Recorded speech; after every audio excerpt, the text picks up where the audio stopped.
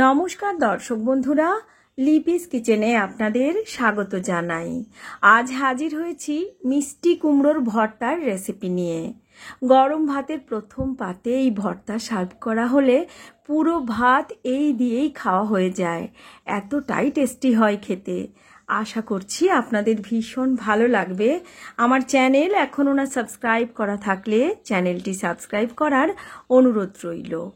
মিষ্টি কুমড়োর ভর্তা বানানোর জন্য এখানে আমি কুমড়োকে এভাবে একটু পাতলা পাতলা করে কেটে রেখেছি। কুমড়ো ভালো করে ধুয়ে জল ঝরিয়ে নিয়েছি। ভর্তাটা আমি বানাবো এরকম একটি তাওয়াতে, আপনারা চাইলে কড়াইতেও বানিয়ে নিতে পারেন। সর্ষের তেল গরম করে তারপর কুমড়োর টুকরোগুলো ছেড়ে দিচ্ছি তেলের মধ্যে। এভাবে কুমড়োর টুকরোগুলো এক একটা করে ছেড়ে দিলাম যাতে কুমড়োর টুকরোগুলোতে ভালো করে আঁচ লেগে যেতে পারে। এবার অল্প লবণ নিয়ে চারপাশে ছড়িয়ে ছড়িয়ে দিয়ে দিলাম।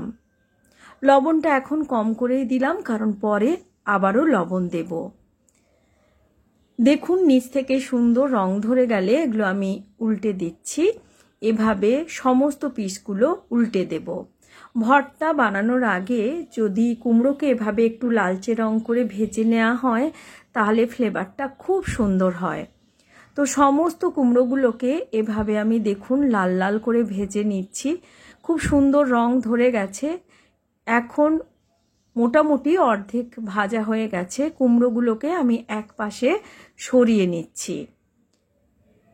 এবার এই জায়গাটিতে আমি দিয়ে দিচ্ছি প্রায় ৮-৯টার মতো রসুনের কোয়া, আর দিচ্ছি একটি মাঝারি সাইজের পেঁয়াজ কুচিয়ে।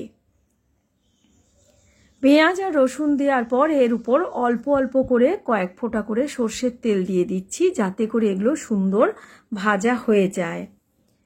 পেঁয়াজ আর রসুনকে এভাবে নাড়াচাড়া করে ভাজতে থাকবো যতক্ষণ না পেঁয়াজ রসুনের সুন্দর রং ধরে যায়। আর ওইদিকে কুমড়োও কিন্তু একই সঙ্গে আমাদের ভাজা হচ্ছে।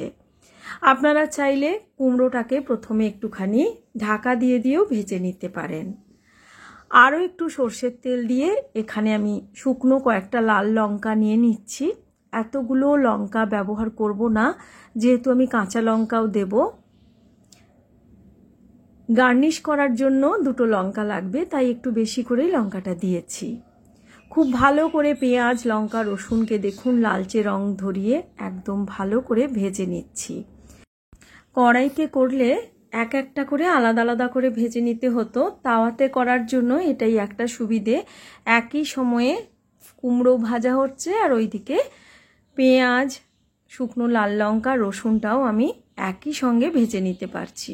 তো দেখুন রসুন পেঁয়াজ আর লঙ্কা কিন্তু বেশ সুন্দর ভাজা হয়ে গেছে। আর এদিকে দেখুন আমি একটি কাঁটা চামচ দিয়ে কুমড়োটাকে এভাবে ম্যাশ করে নিচ্ছি। আপনারা চাইলে একটি ম্যাশার দিয়েও এভাবে ম্যাশ করে নিতে পারেন।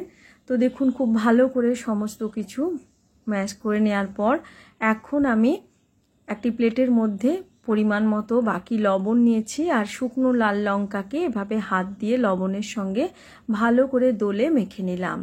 2টি কাঁচা লঙ্কা কুচি আর একটি ছোট পেঁয়াজের অর্ধেক অংশকে এখানে কুচিয়ে দিয়েছি। ভর্তায় মাঝে মাঝে কাঁচা পেঁয়াজের টুকরোটা মুখে পড়লে খেতে খুব ভালো হয়, তাই কাঁচা পেঁয়াজ অল্প একটু দিয়েছি। আর এখানে রসুনের কোয়াগুলোকেও ভালো করে একসঙ্গে দলে দলে মেখে নিলাম। খুব ভালো করে সব কিছু মেখে নিয়ে এবার কুমড়ো আর পেঁয়াজ ভাজা যেটা একসঙ্গে আমি মেখে রেখেছি মিশিয়ে দিলাম। সমস্ত কিছুকে হাত দিয়ে খুব ভালো করে মেখে নিতে হবে। ভর্তা যত ভালো করে মাখা হবে ততই তার স্বাদ বেড়ে যাবে। দেখুন খুব ভালো করে মেখে নিয়েছি। এবার ভর্তাটা আমি সার্ভ করে দিচ্ছি উপর থেকে 2টি শুকনো লাল লঙ্কা ভাজা দিয়ে। আর ভর্তা ভাজার পরে যে তেলটা ছিল সেটাই উপর থেকে দিয়ে দিচ্ছি, এতে করে ফ্লেভারটা সুন্দর হয়। আশা করছি আমার আজকের এই ভর্তার রেসিপি আপনাদের ভালো লেগেছে। ভালো লাগলে লাইক শেয়ার ও কমেন্ট করার অনুরোধ রইল। Thanks for watching.